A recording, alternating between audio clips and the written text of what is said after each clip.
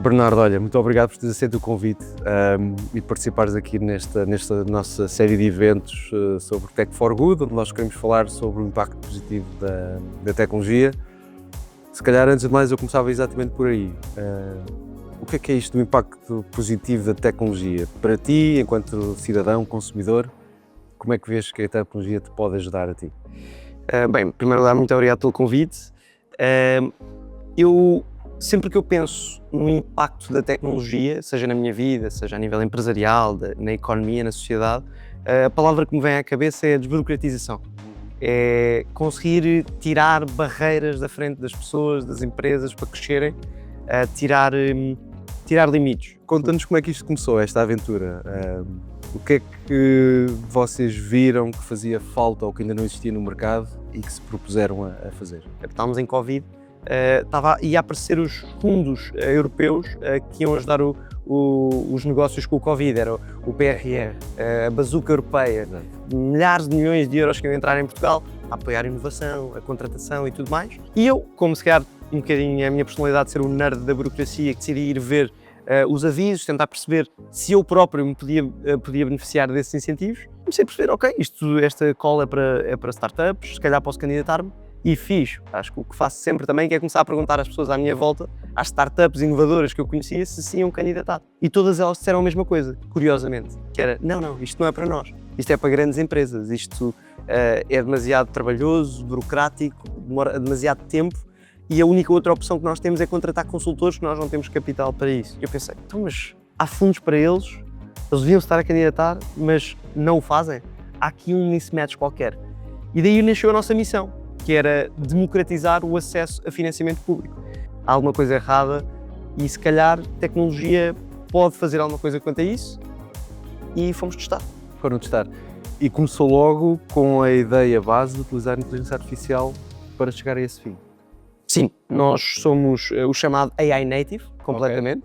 Okay. Portanto, apesar de ainda não haver na altura ainda não havia as interfaces que nós hoje em dia conhecemos e que despoletaram toda esta explosão da AI, que era o ChatGPT, entre outras. E, portanto, nós inicialmente pensámos que melhor utilização há para esta tecnologia que escreve automaticamente do que preencher formulários aborrecidos do governo. E agora uma pergunta que acredito que não seja a primeira vez que te façam. Falaste aí do ChatGPT, podemos falar de outras aplicações do género. Porque é que eu não posso utilizar uma dessas aplicações enquanto empresa para ir à procura de grandes e me escrever essas candidaturas e avaliar a elegibilidade da minha empresa perante essas grandes? Por favor, experimentem para perceberem o que é a realidade hoje em dia. E isto para não dizer que estas ferramentas são más ou que não conseguem fazer parte do trabalho, porque conseguem, e eu acho que ao longo do tempo vão conseguir automatizar mais partes deste processo, mas é um processo complexo, é um processo longo. Tem múltiplas etapas, sendo que há 3 principais. O matching, a identificação de que avisos, que oportunidades é que existem para a minha empresa. Depois existe a escrita da candidatura e tem de ser uma escrita consoante os critérios de avaliação, consoante a experiência que algumas pessoas têm a fazer essas candidaturas. E depois uma terceira fase, que é a gestão de projeto pós-aprovação.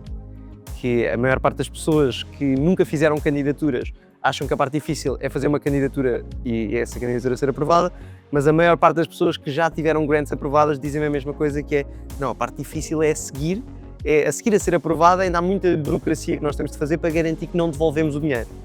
E, portanto, tendo em conta que isto é um processo complexo, temos várias pequenas tasks dentro de cada um destes pilares. Se vocês utilizarem um ChatGPT para fazer isto hoje em dia, ou um LLM qualquer, o que vai acontecer é ele consegue fazer partes, consegue identificar se calhar algumas calls, mas não tem acesso a todas as bases de dados, depois consegue verificar a elegibilidade, mas ele não tem acesso aos critérios de elegibilidade. Ele não tem experiência base na escrita de candidaturas, porque na realidade as candidaturas em si são data confidencial. Estamos a falar de patentes, estamos a falar de inovação, estamos a falar de salários e, portanto, este elemento que é candidaturas não existe publicamente para treinar estes LLMs. Mas noutros acho que vão ser soluções verticais como a nossa, que têm data proprietária, como nós temos, que vão vencer e vão ser simplesmente melhores ferramentas a chegar ao objetivo, que neste caso é de ter financiamento. Qual é que é o o roadmap para a plataforma da Grunter AI? Mais do que 3 meses já é futurologia e já não vale a pena. Navegar à vista. Navegar à vista. E, portanto, aquilo que nós temos neste momento em cima do prato é maximizar a aprendizagem. Portanto, isto é a nossa métrica número 1, não é necessariamente ter mais clientes, não é necessariamente mais revenue já. Nós precisamos é de garantir que estamos a aprender, porque isso sim permite-nos capturar o mercado mais para a frente. E temos muito para aprender, o nosso produto está ainda muito inicial. E diria que uma das grandes dificuldades que nós temos no nosso mercado é nós conseguirmos generalizar o suficiente para conseguirmos ser úteis a diferentes tipos de entidades. Enquanto em algumas indústrias nós podemos fazer um produto para uma indústria específica, para um tipo de empresa, no caso da Grunter nós estamos a falar de financiamento público que pode ser utilizado por qualquer tipo de entidade, desde grandes empresas, enterprise, multinacionais, startups, microempresas, estamos a falar da academia, de universidades, de entidades públicas, de entidades sem fins lucrativos. Nós precisamos de maximizar as nossas aprendizagens para conseguirmos fazer o nosso produto ser útil para cada um destes verticais e depois adicionando o nível de complexidade, que temos uma ambição global e, portanto, saltar disto para Portugal, para a Espanha, para a Alemanha, para o resto da Europa, para os Estados Unidos, para o resto do mundo, são níveis de desafio que vão ficando cada vez mais interessantes. Boa. Não sei se tu tens isto on top of mind, tens uma ideia do valor global de financiamento que a Grunter já ajudou os seus clientes a ter acesso? Sim.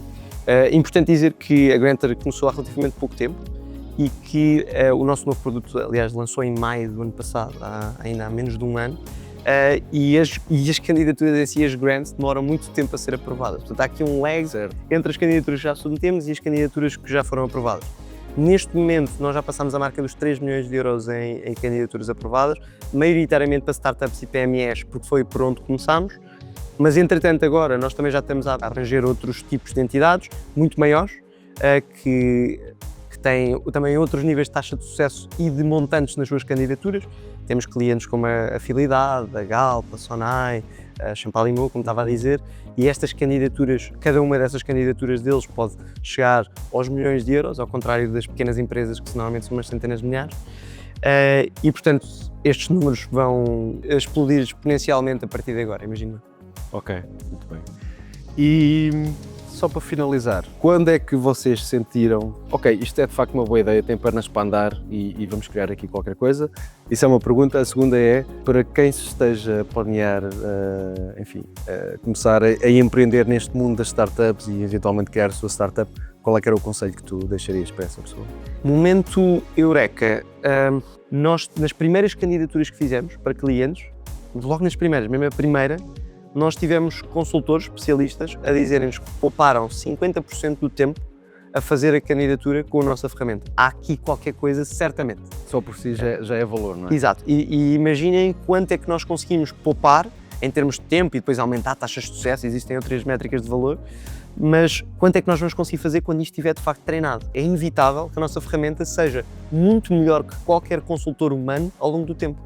Porque a aprendizagem é compounding e, portanto, à medida que fazemos mais candidaturas, vamos fazer muito mais candidaturas do que qualquer consultor humano individual, isso é, aliás, já fizemos, claro. É inevitável e, portanto, essa aprendizagem, ao ser destilada para um modelo e para um produto que funciona muito bem para este efeito em particular, acho que é inevitável conseguir. Agora, mais recentemente, nós tivemos as primeiras empresas a fazer sem nós tocarmos em nada, nem sabíamos que eles tinham submetido as candidaturas. Fizeram as candidaturas completamente autonomamente e meses depois ligaram-nos a dizer: olhem, queria agradecer-vos pela vossa plataforma, acabámos de receber 200 mil euros, 300 mil euros, candidatura aprovada, e nós nem sabíamos que eles tinham feito a candidatura através da Grunter. E nunca falámos com eles. E aí foi, sinceramente, a primeira vez que eu senti a sério que estávamos a cumprir a nossa missão, a missão de democratizar o acesso a financiamento, porque já não era um dos Bernardos a ir falar com eles e dizer: olha, mas muda aqui isto, muda aqui. Não, foi o produto, completamente. Foi aquilo que nós dissemos há 3 anos que íamos fazer, foi cumprido agora. Isto foi há muito pouco tempo. E um conselho para quem queira começar a sua startup? Hoje em dia é muito mais fácil de fazer um protótipo e testar do que era antes, e é uma das coisas que eu mais recomendo. E depois, a parte mais essencial, que a maior parte dos founders eu acho que se esquecem, é vão vender. Muitos clientes ficam obcecados em fazer um bom produto e esquecem-se que a única função de uma empresa é vender. Certo, muito bem. Bernardo, obrigadíssimo pela tua presença, por teres participado mais uma vez e olha, todo o sucesso e muitas felicidades para a Muito Grana, obrigado. que eu tenho a certeza que vai ser um caso sério de sucesso. Muito obrigado aqui pelo convite, participar nesta iniciativa da Tech for Good e novamente muito obrigado, foi um gosto estar aqui. Obrigado, Bernardo.